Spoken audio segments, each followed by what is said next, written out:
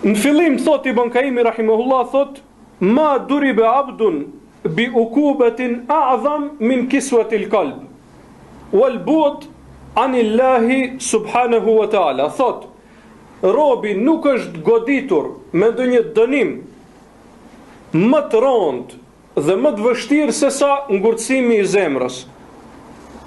Më thonë kjo temë qenë ka e rëndësishme, sepse ngurtësimi i zemrës është dënimi më i madh që e lëshon Allahu subhanahu wa taala në këtë botë kundër robërve të tij mëkatar.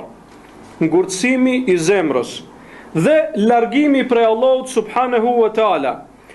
Pra këto gjëra dhe largimi prej Allahut vjen për shkak të ngurtësimit të zemrës. Ngurtësimi i zemrës shkakton që njeriu të jetë larg Allahut subhanahu wa taala. Sepse kur ngurtësohet zemra, çka do të thonë? Vuloset. Nuk i bën dobi këshilla. Nuk i shkon ndërmend të pendohet dhe nuk e kreh që të bëj ibadet. Kjo është ngurtësimi i zemrës. Do të thonë zemra nuk e vdekur, zemra e vdekur. E kjo është dënimi më i madh që mund ta përjetojë robi. Shpeshherë njerëzit, do të thonë, mendojnë se dënimi është vetëm diçka materiale që e sheh. Po filoni u mbyt të bë mëkate, ama nuk po e dënon Allahu. Veturën e ka të mirë, shtëpinë e ka të mirë, parë ka, këtë mirat i ka, ama nuk po shohim se ka dënim. Për herë kur e shohim vetëm zgërdhindet, veçri të qesh, ko diçka, a merr vesh. E kjo, a do me thonë se Allahu se ka dënuat? Jo, vllai dashur, ndoshta e ka dënimin më të madh. Jo ndoshta, por shumicën e rasteve kështu ndodh. Ngurtësimin e zemrës, ky është dënimi më i madh. Andaj thuhet se njërit prej dietarëve, një njeri ja ka bën një pyetje, i ka thonë, unë po i bëj mëkate ndaj Allahut, ama nuk e vrej se po më dënon Allahu, nuk e shoh dënimin e Allahut, apo? E di se i kam mëkate, secili e din hallin e vet. Ama thot nuk po më dënon Allahu.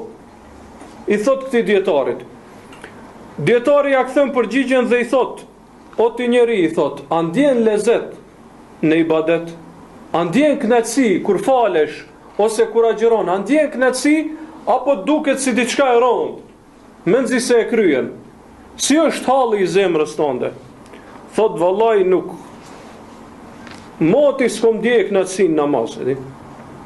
I thot po Allahu është duke të dënuar, mirë po ti nuk e kupton. Allahu është duke të dënuar, mirë po ti nuk e kupton. Më thonë ka edhe dënime manevije që i thojnë në gjuhën arabe.